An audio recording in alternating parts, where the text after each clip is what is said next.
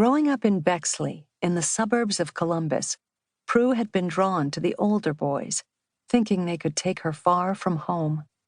Her father was from Brooklyn, her mother from Manhattan's Upper East Side, but they met in the middle of the country, in Ann Arbor, at a freshman mixer in 1944. Pru's father was studying engineering, and when he graduated, he went to work for GM. But he wasn't cut out for the auto industry, for its assembly lines and economies of scale, and Pru's mother didn't like Detroit and its suburbs, 10-mile road, 11-mile road, 12-mile road, everything measured in a car.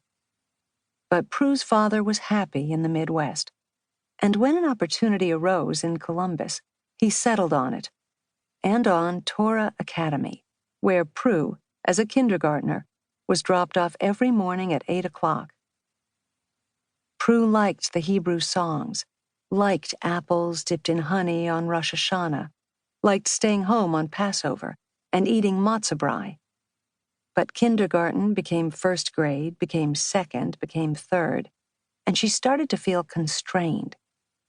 She had an older brother, Hank, but they weren't close.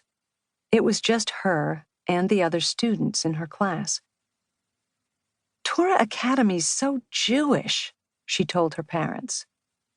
Well, it is a Jewish school, her mother said. In 8th grade, on a trip to New York, the students were taken to the Streit's Matzah factory and to Ratner's for lunch. Years later, living in New York, Pru went out to La Différence, a kosher French restaurant, ostensibly high-end, but when she tasted her food, she told her friend Camille, "La Différence is this food sucks." Pru's mother wasn't Orthodox. She'd agreed to keep a kosher home for Pru's father. And one time, a friend of Pru's saw Pru's mother at a restaurant eating breaded shrimp.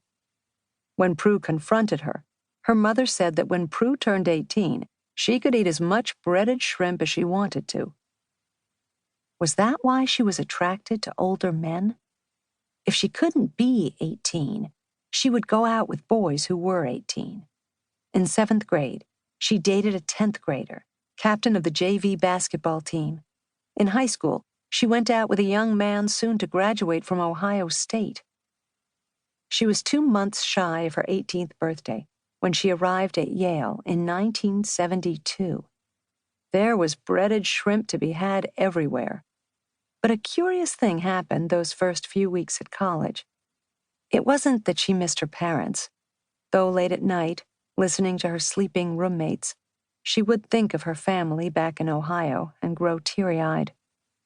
She lay in her dorm in her Ohioans for McGovern t-shirt, while Derek and the dominoes looked down at her from the wall.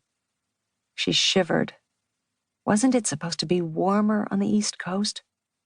Fall had come early that year, and walking across Old Campus, she was already wearing a parka. Torah Academy was eons ago. She'd gone to public high school, where her graduating class had been 400 strong. But she wasn't prepared to be so far from home.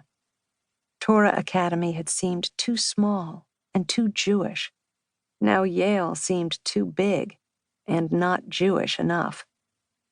She was no longer forced to keep kosher, but to her surprise, she continued to. Then spring came, and along with it Passover, and she was answering questions from her secular Jewish friends, who weren't quite as secular as she'd thought. Why weren't peanuts kosher for Passover? Beer, they understood, but corn and rice? And was it hypocritical to eat your cheeseburger on matzah?